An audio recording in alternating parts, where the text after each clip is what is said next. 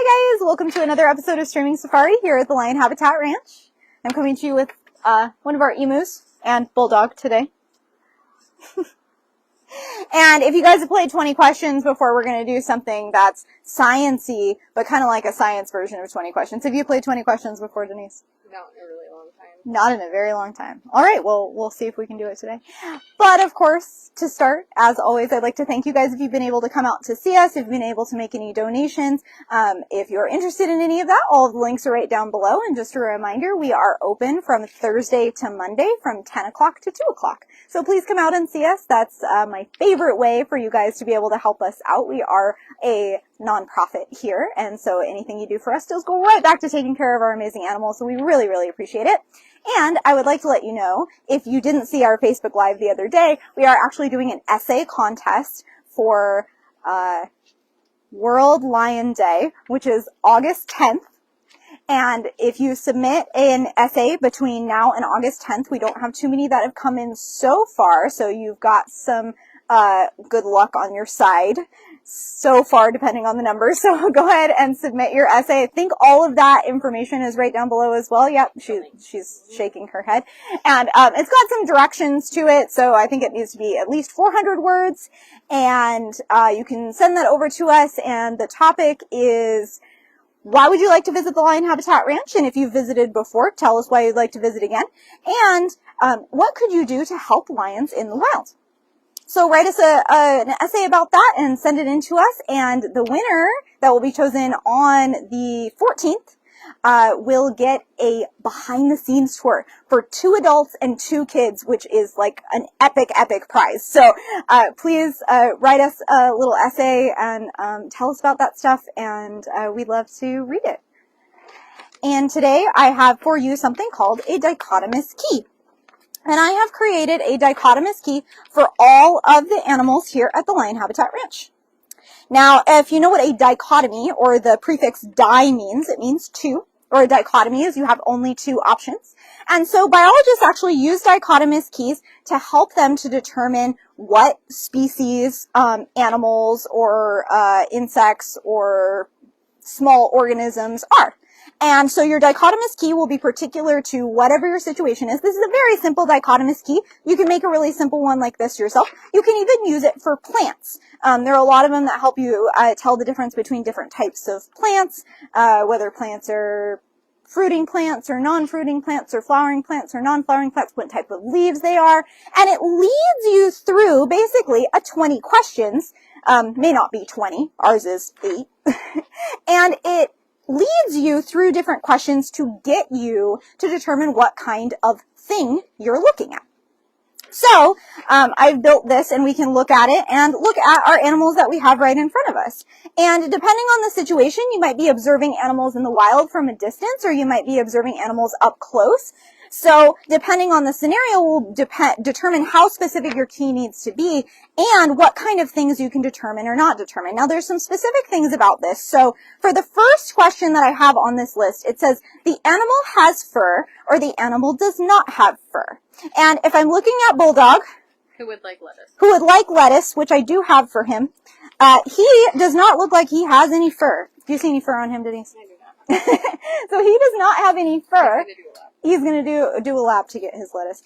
And so what I would do is, this is a very specific question that is essentially a yes or no question, which makes it really easy for me to decide he does not have fur. And I get to follow that line to number 3. And so I'm going to skip over number 2 for now. And I'm going to read number 3. Animal has feathers. Animal has scales. And you can see spikes, all the spike scales that are really prominent on his little legs here. Well, he enjoys his lettuce. And so obviously he has scales. We do not have any other animals that I can think of at the ranch that have scales. So he is a sulcata tortoise. And he is munching away. Hey Moose, you want some lettuce? Or they could use them to the shade. Denise will follow us into the shade. And we can do the same thing with our emus here. Oh, they do want lettuce. And so, the animal has fur or the animal does not have fur? No fur. No fur. So we're going to go to number 3 again. The animal has feathers or the animal has scales? It has feathers. Has feathers means we're going to move to number 6, one we haven't seen yet. The animal has less than 4 toes or the animal has 4 toes. Our emus have 3 toes, so that would be less than 4 toes, and we're going to move to number 7. Which asks us specifically, does the animal have 2 toes or does the animal have 3 toes? 3 toes. 3 toes, and that means they are an emu. I also, if Denise wants to pan in on this, I also have some species names. This first word indicates the genus. You're going to eat the homework? Oh, you're going to eat the lettuce. Oh my goodness. And then the second word indicates the specific species. So when you see these names written out, if you see them typed up, they'll always be in italics. If you write them yourself, you're actually supposed to underline it. So if you take a biology class where you're writing down a species name, they'll ask you to underline that. And sometimes we don't know the species, we only know the genus. And the genus itself, if you just write that by itself, doesn't have to be underlined. It's a little bit complicated. All right, let's see if we can go identify some other animals with our key. I will give you the rest of this lettuce. There you are.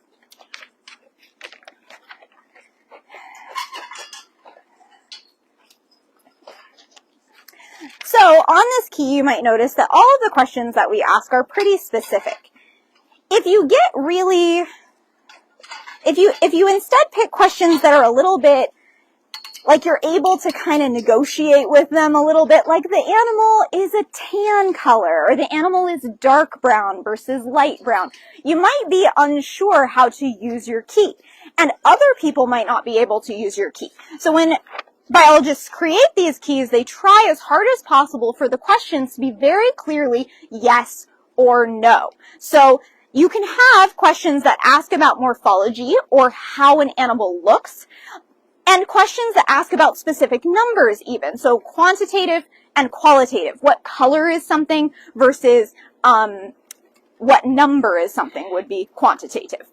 And we have some of those. So the question about how many toes does the bird have, that's going to be a quantitative question, versus what color is the bird is going to be a qualitative question.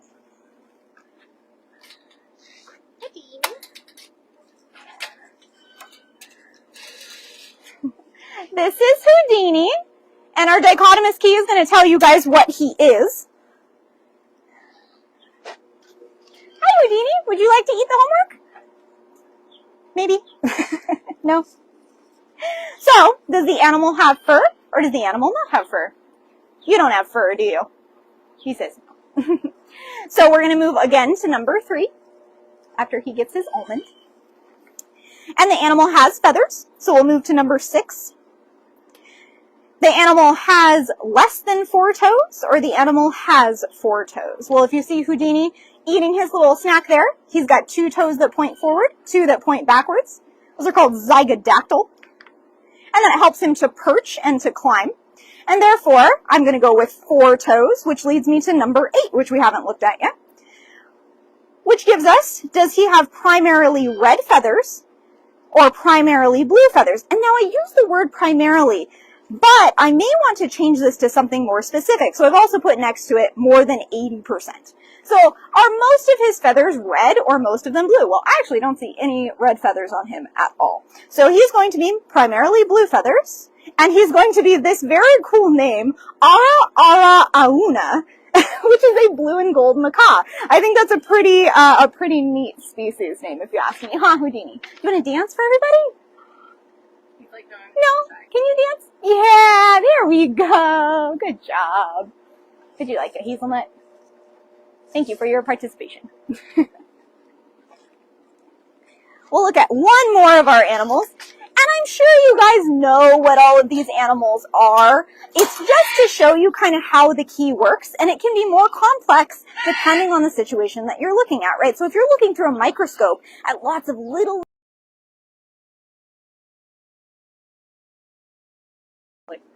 I think we're back. We back? We back. We're back. Okay. I had one more for you guys. So we have Gino here, and let's see. Does the animal have fur? We found an animal with fur. He's pretty fluffy. So we'll go to number 2. Animal has hooves or animal has paws. Well, those little folded little paws down there look like paws to me. And so that sends us to number 4, and I've got a couple different options for number 4 for you guys that I wanted to show you. So the animal has a tail tuft. The animal does not have a tail tuft. Now this might not be the best question because, for example, our dog Diesel has a tiny little tail, and if his tail is docked, I might not know if he has a tuft, right? And so another option is the claws are retractable or the claws are not retractable. And it's a little numbery one that I had was the height is less than 3 feet at the withers, or the height is more than 3 feet at the withers. And the withers is going to be the part right under the neck and right above the shoulders. Do you want to show us how tall you are? There we go. Yeah, so he's a pretty big guy. And so if I follow any of those, it's going to get me to number 5. And then number 5 is going to ask us, the mane is lower than the shoulders or the mane is not lower than the shoulders. And you can tell that his mane is very big. So Gino here is one of our Barbary lions. I hope you guys enjoyed that information about a dichotomous key. If you guys take a biology class, you might actually have to use one of these. They're actually pretty fun. I really enjoyed using these the many times that I have. And so hopefully you enjoyed that. And I would like to remind you guys, if you'd like to join us for the weekend before and the weekend after World Lion Day, so the weekend surrounding the 10th, which is a Wednesday. So on either side of that, we'll be doing enrichment, our scavenger hunt, and maybe some other fun things with our cats. Anything else you wanted? Lion costume contest. So if you want to dress up as a lion and come hang out with Ozzy and win a prize for your best lion costume you can come up with, you could dress as Gino. Gino, they're going to dress up as you. Please come and join us, and thank you for joining us for Streaming Safari today.